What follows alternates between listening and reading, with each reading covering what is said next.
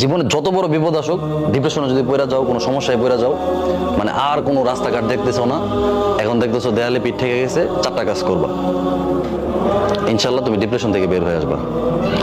সর্বপ্রথম কাজ হইলো 2 রাকাত নামাজ পড়ে ফেলবা। উজু করে 2 রাকাত নামাজ পড়ো। নামাজ পড়ে তুমি আল্লাহ তাআলার কাছে পরামর্শ চাইবে, আল্লাহ আমি তো এই সমস্যায় পড়ে গেছি, আমার তো হঠাৎ করে বাবা মারা গেছে, আমি তো এখন চোখে কিছু দেখতেছি না, আমি তো এই অন্যায়টা করে ফেলছি, আমি কি করব? আল্লাহ তাআলা তোমাকে পরামর্শ দিবে।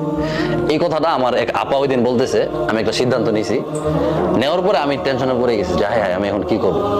তো আমার আপা আমাকে বলতেছে যে তুমি কাজ করো, 2 রাকাত নামাজ পড়ো, নামাজ পড়ে আল্লাহ তাআলার সাথে পরামর্শ করো। আমি চিন্তা করছি আল্লাহ তাআলার সাথে পরামর্শ করবো কিভাবে। 2 রাকাত নামাজ পড়ছি, নামাজ পড়ে আমি আল্লাহকে বলছি যে আল্লাহ আমি তো এমন একটা সিদ্ধান্ত নিছি, কি করব। তখন দেখি আমার মাথায় নানান চিন্তা আসতেছে, বুদ্ধি আসতেছে, পজিটিভ, বুঝছো? ডিপ্রেশনে পড়ে গেলে প্রথম চেষ্টা করবা 2 রাকাত নামাজ পড়া। দ্বিতীয় যে কাজটা করবা, একা থাকবা।